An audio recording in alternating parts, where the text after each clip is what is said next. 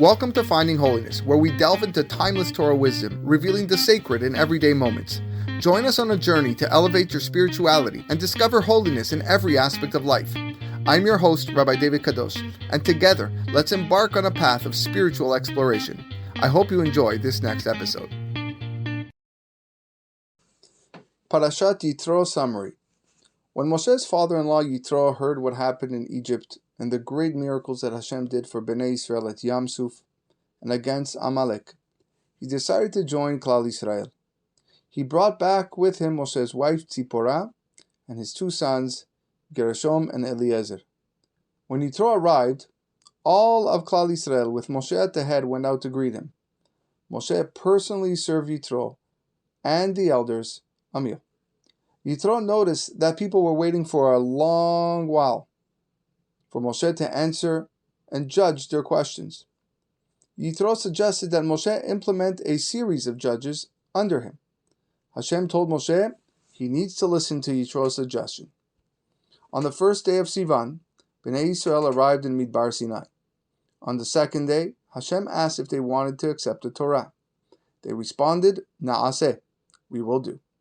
This was very special because it was accepting based on trust in God, even though they didn't properly know what they were accepting.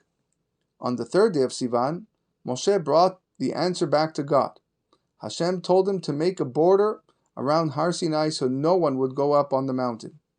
The Jews also needed to make themselves tahor, pure, and they were to dip themselves and their clothing in a mikveh. On the fourth day of Sivan, Moshe wrote the Sefer HaBerit, built an altar, and set up 12 monuments. On the fifth day of Sivan, some say it was the sixth, korbanot, offerings, were brought by the firstborn.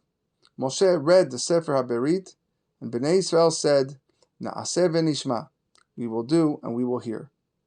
The sixth day of Sivan, some say was the seventh, in the year 2448, came out on a Shabbat. This was the day the world was waiting for, the day Hashem would give Bnei Israel the Torah. Har Sinai, although in a desert, was covered in trees and flowers, symbolizing the life force of Torah. At the same time, it was on fire and smoking like a furnace. There was loud thunder and lightning, and the sound of a shofar which got louder and louder. Hashem lifted up Har Sinai and held it over Bnei Israel. God said all of the 10 dibrot at once, and then began to repeat them. The proper translation of Aseret HaDibrot is 10 statements, not 10 commandments, as there are actually 14 commandments in the 10 statements. After God repeated the first dibra, the neshamot, the souls of the Jewish people left them, wanting to directly connect with God. Hashem performed Techiyat HaMetim and continued.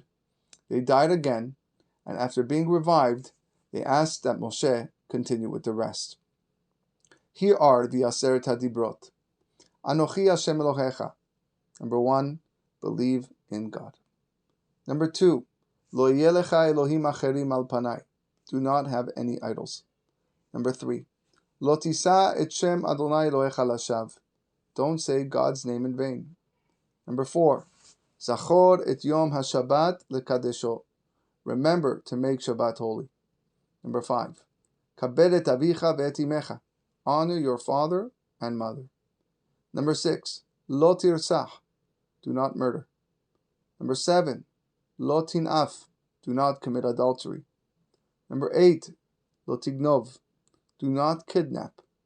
Number 9, Lo ta'aneh bere'acha ed shakir. Don't be a false witness. And number 10, Lo tahmod. Don't be jealous to the point of taking.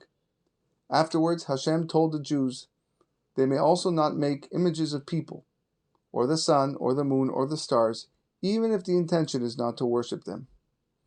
Lastly, the laws of building a Mizbeach were also given. The Mizbeach must rest on the ground, not on pillars.